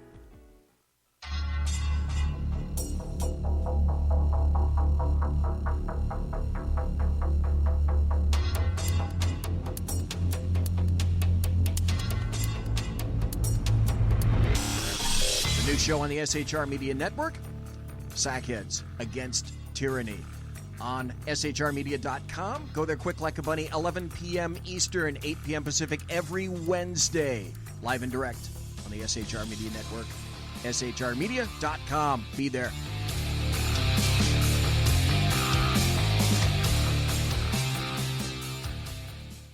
For 50 years, I've seen the American people blinded by corrupt politicians, a lapdog media, and deceptive Islam. The one thing the elites fear is one man with a cane. I'm Dave Milner. Join me through Spreaker, iTunes, and SoundCloud, through SHR Media and the Western Free Radio Network, for half a century of experienced perspective on political and social issues, weekly on The Unpleasant Blind Guy. And catch me on Jeff Mitchell's EDL Radio on blogtalkradio.com. There's no surrender, ever. Because truth is not always pleasant. Broadcasting behind enemy lines in occupied California, a mere 2 miles from the state capital, the bloviating Zeppelin's Berserk Bobcat Saloon radio show can be heard every Tuesday and Thursday night at 8 p.m. Pacific and 11 p.m. Eastern, only on the SHR Media Network. Go to shrmedia.com to listen. You can also watch on the SHR Media Facebook page and the SHR Media YouTube channel. No goldfish were abused in the making of this ad. Conservative media done right. You're listening to the SHR Media Network. Ladies and gentlemen, boys and girls, children of all ages, it's the final 25.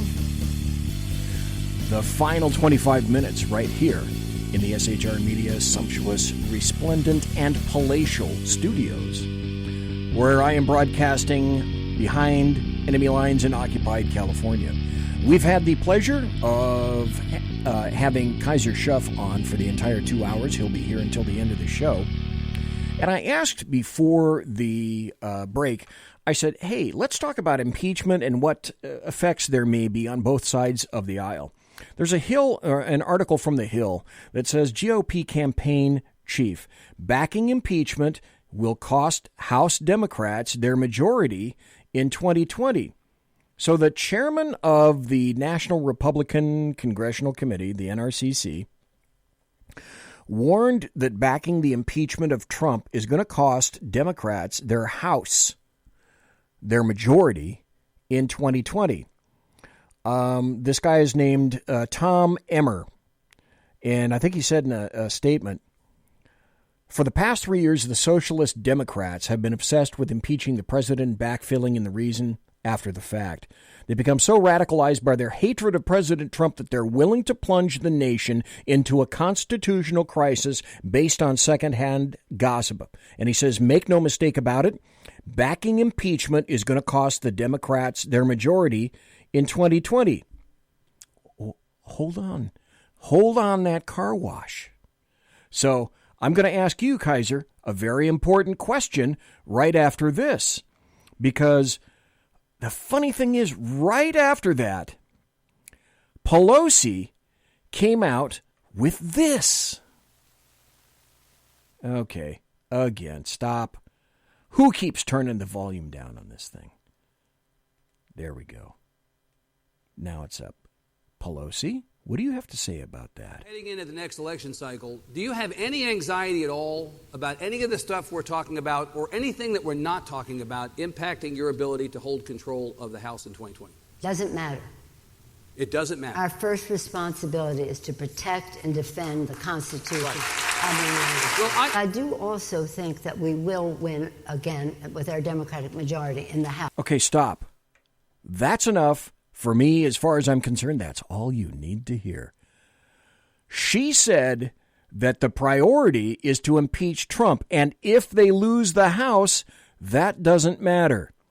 Now, is that more effluvium pouring from the pie hole of Nancy Pelosi, good KAISER SHUFF? Well, she's an idiot, and so is Hillary. And the reason why is they both forget that the Republicans that did have articles of impeachment for Bill Clinton, actual crimes, guess what? They lost the House right after it.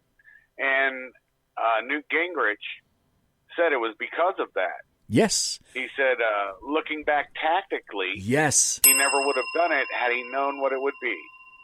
Yes. History has a funny way of repeating itself. That's why you read history. Yep. That's why you know history.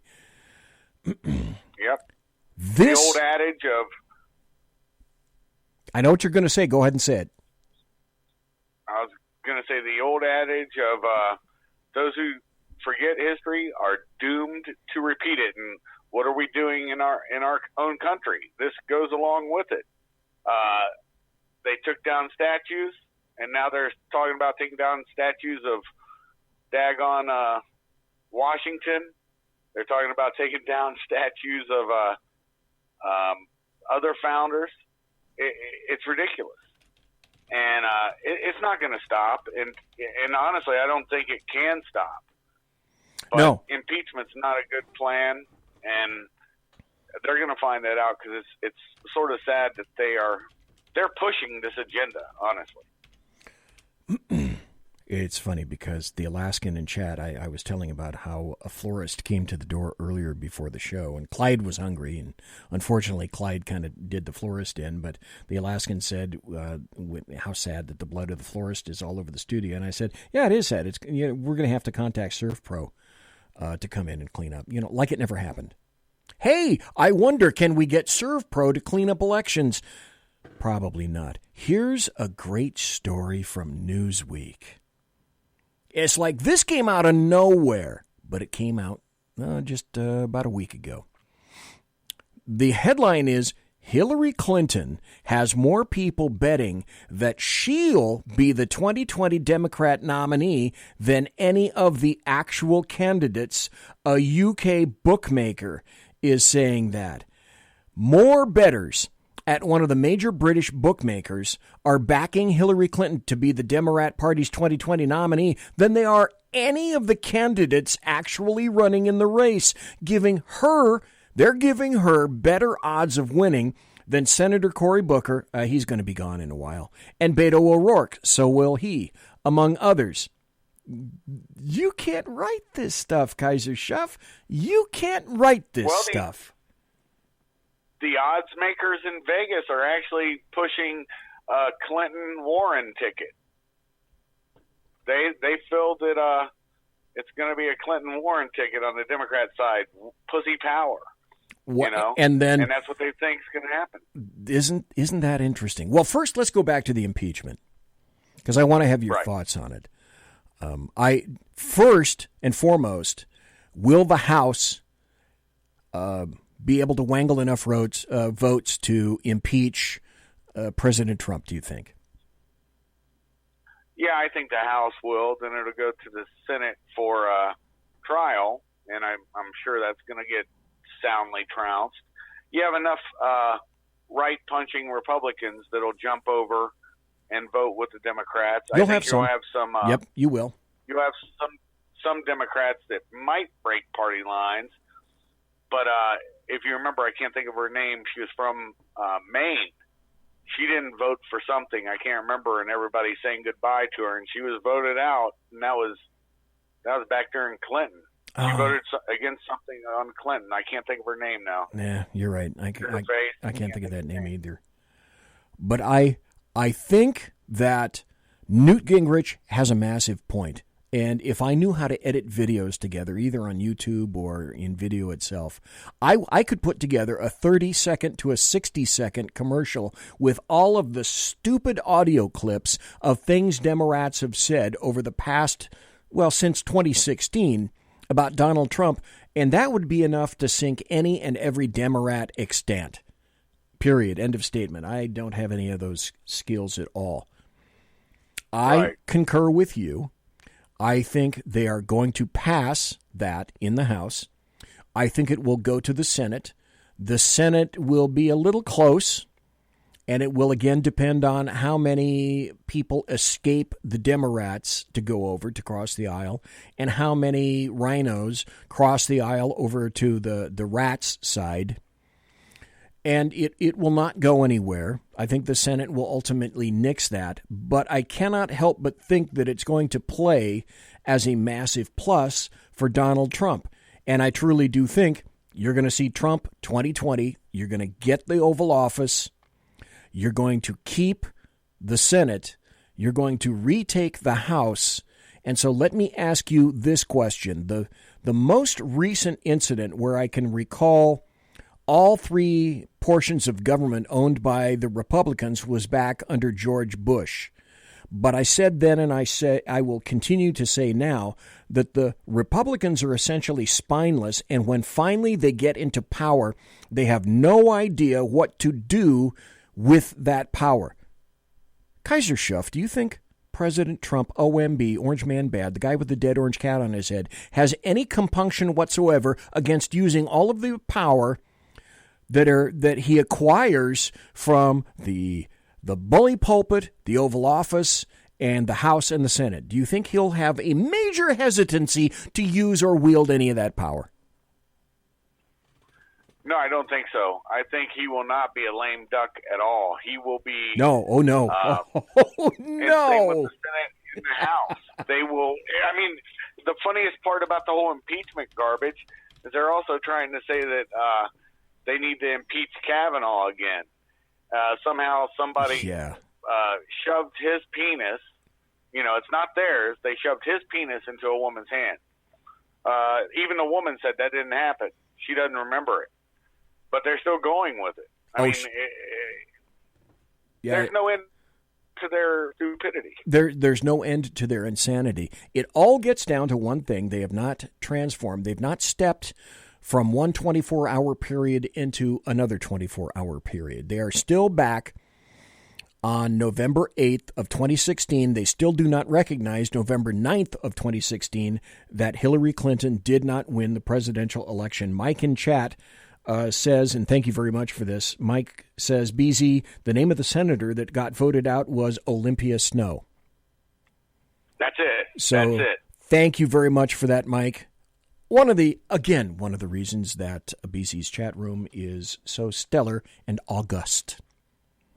So KAISER coming into 2020, let's say on November 8th of 2020, November 9th of 2020, what do you think the outcome will be? Plus, KAISER Schuff, what will be, social media doesn't really have much to do with it, but will we see the kind of raucous and chaos that we saw after the first election of Donald Trump?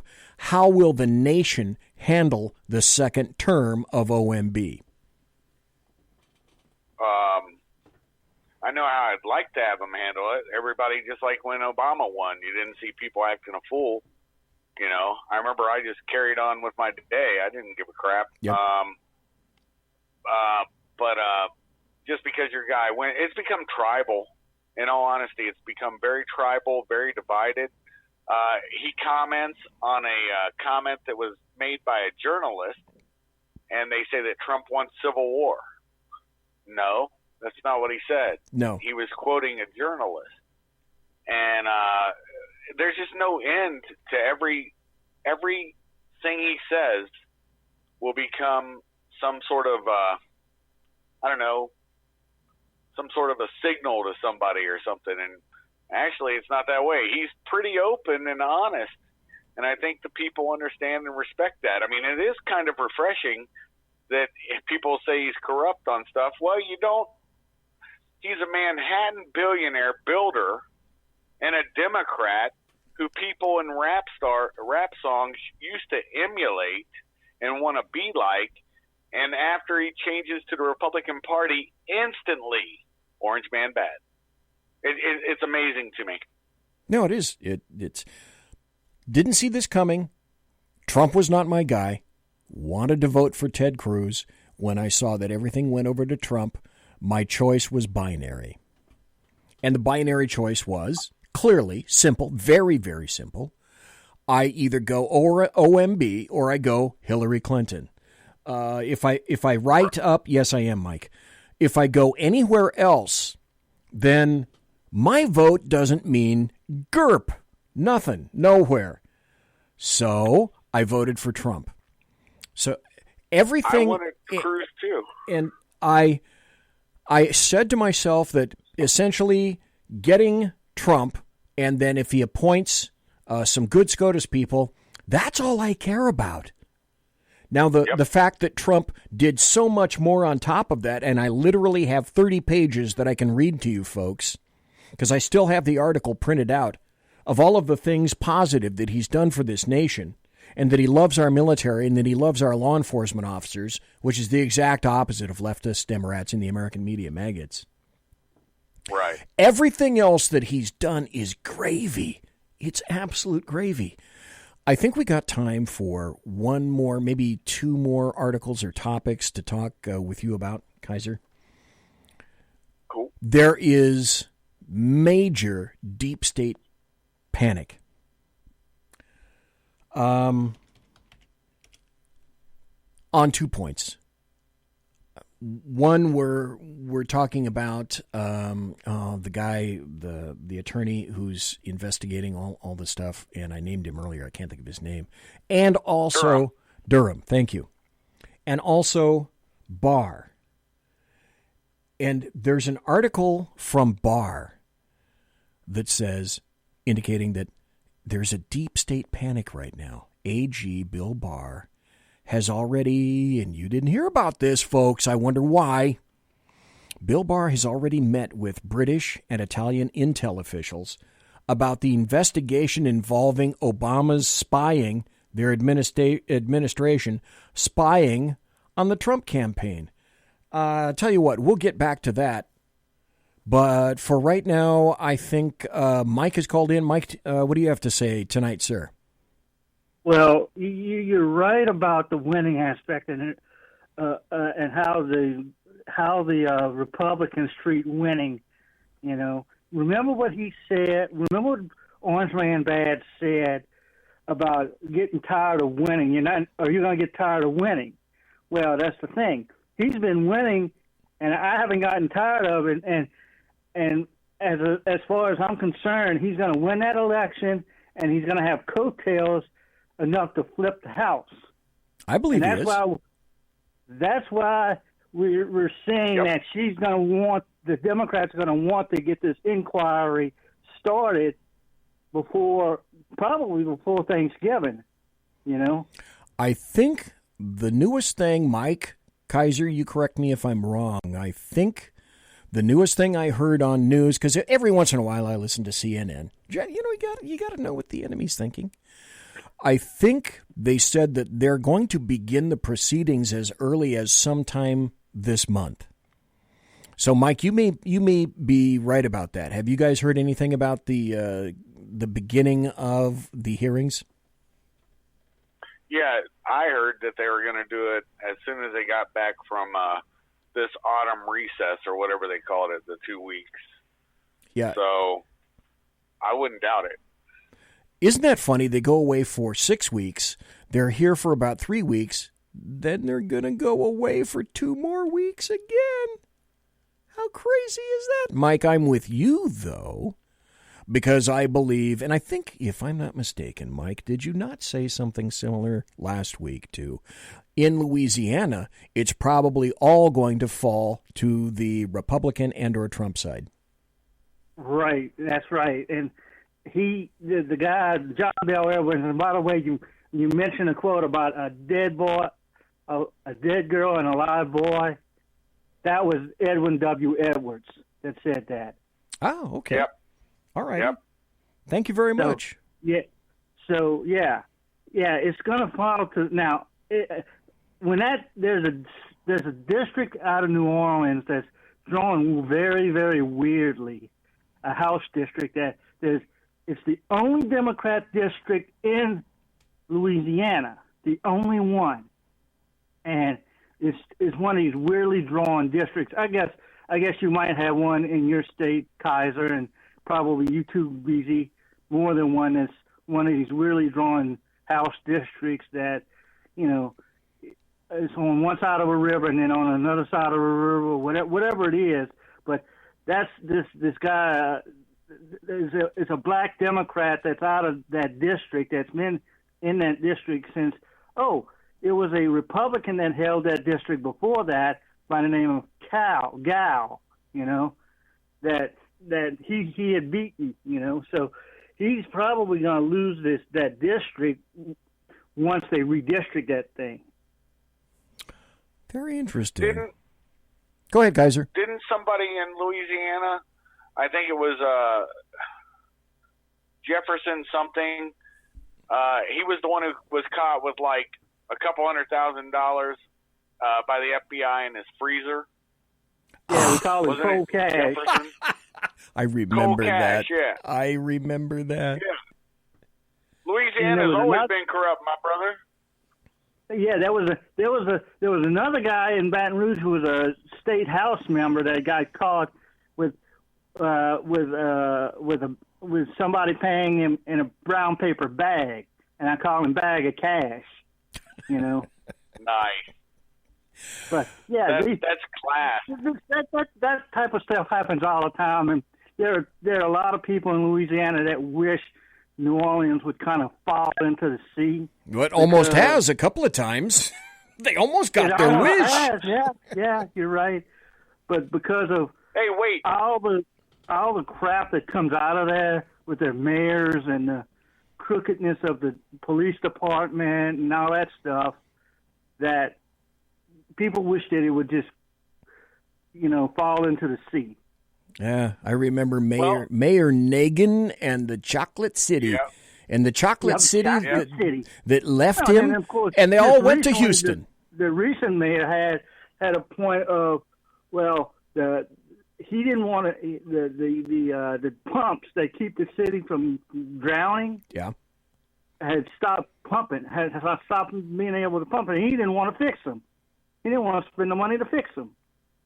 Well, there's a good policy. I guess he really does want New Orleans to plummet into the sea, or have New Orleans completely subsumed by the sea, because if I'm not mistaken, it's the levees. They have a different problem than what old BZ has. BZ has the sulfur problem coming from 2 miles west of you, right, BZ? Well, I'm 2 miles east of the Bill Mill. Yeah, of the Bill Mill, the sulfur factory, right? Yeah, that's true. It's the locus of evil. That's very true. But yeah, you have a different problem. I'm 2 hours north of New Orleans and 2 hours, about a half hour west of Baton Rouge. You're insulated. You're pretty well insulated. Hey, thanks, Mike. I appreciate it, sir. That is our capital. Baton Rouge is our capital, and that's where the seat of government is. The governor, and the state senate and the state house. Very true. So yeah. All righty. Thank you, Michael. You remember the Democrats back then, BZ, were saying that George Bush steered the hurricane to specifically harm the citizens of New Orleans. Remember that? Yeah. Hijinks. Yeah. Hijinks. Speaking of, as I was talking earlier about this new information about the deep state going nuts, where Bill Barr is meeting with British and Italian intel officials, and he's investigating, as he said he would, the Obama administration spying on the Trump campaign. There was a tweet that kind of started this from former Trump campaign advisor George Papadopoulos, who was never charged or never really thrown in the pokey. He tweeted out last Friday that Attorney General Bill Barr is on official business in Italy. And that suggests that Italian officials are working with the U.S. that they were working with deep state officials under the Obama admin in 2016 to set up Trump campaign officials. I find that very interesting. Deep state, once again, and still, when you think about it, and you do have to think about it, consider this with all of the machinations working against OMB, Donald John Trump, the guy with the dead orange cat on his head, and still they couldn't install Hillary Clinton in the election. Oh, my God. Yep. How stupid are you? But I got to see this. Kaiser, you brought up an interesting point that I had not considered, and I should. Well, first, let me ask you this. I believe that Joe Biden is toast. I believe at this point, unless somebody else comes around the corner when they come, that Pocahontas is going to be it so far. And if you believe, it's an if-then equation. If you believe that Pocahontas is going to be it for the Dems, although nothing is certain yet, I mean, it's 2019, it's only October. If that, then, as you indicate, would she grab Hillary Clinton as vice president? And you truly believe that, is that correct? Me, yeah. I think it'd be in reverse, though. She would abdicate, just like Bernie was forced to. That's what they're doing. They're doing a Bernie to Joe right now. And that's why a lot of the deep state's turning against Joe. And that's why he was lashing out about Giuliani. But I do believe that they'll name Warren. I do believe that. And then Clinton, she'll name Clinton. And then she'll say, oh, but this time two of us women together, we can make it. And she'll say, Hillary, wouldn't you love to be the presidential candidate? And, of course, Hillary would be like, oh, I'm so embarrassed. Thank you so much. Yes, I'll do that for the nation. I think that's how it's going to roll. We'll see. Like you said, nothing's done yet. So it's not impossible that people that are betting in the UK at this point are saying that it's imminent that Hillary Clinton may come back again, and they're betting on her stepping in for 2020. How astounding. Kaiser Schuff, thank you ever so kindly for being here. They're doing it in Vegas too, brother. Oh, my God. They're doing it in Vegas too, brother. Oh, my God bless, God. man. I'm glad that you had me on tonight. We had fun. Thank you very, very much. Kaiser, thanks, and very appreciate all your time. The 2 hours, and let's see. It's almost 1 o'clock where you are right now. So thanks for staying up late too, Kaiser. Kaiser Schuff, BZ, I'm the Zeppelin. Tomorrow, Sackheads Against Tyranny, a real Shat Show. Monsieur has been locked!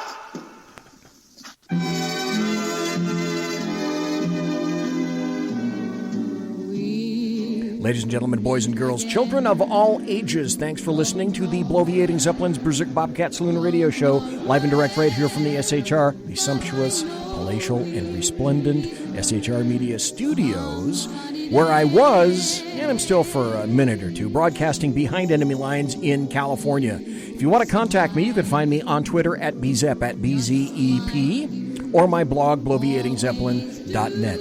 Promotional consideration, as per normal, is by the Lockheed Martin Skunk Works and also by Pratt & Whitney Engines Thrust. You can trust. Tiaras are by My Little Pony. To the folks that I know. Thanks to my personal KC-135 Kettle One refueling team contingent, with whom I will be consorting in less than 1 hour. Bank on it. Thanks to Kaiser again for being here for the entire show. Thanks to you for listening live. Thanks to everybody for being in chat. Thanks for listening in podcast. I appreciate the time that everybody takes to listen to me live or later, being in chat, etc. God bless, take care, be safe. Shat Show tomorrow night. How do I know? I'm going to be in it. See ya.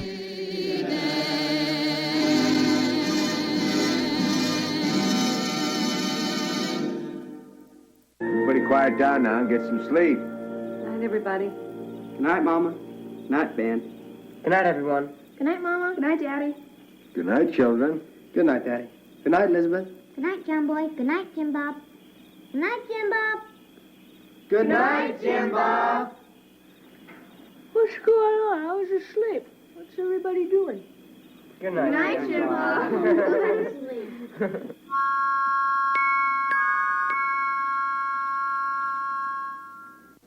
Good night, and good luck.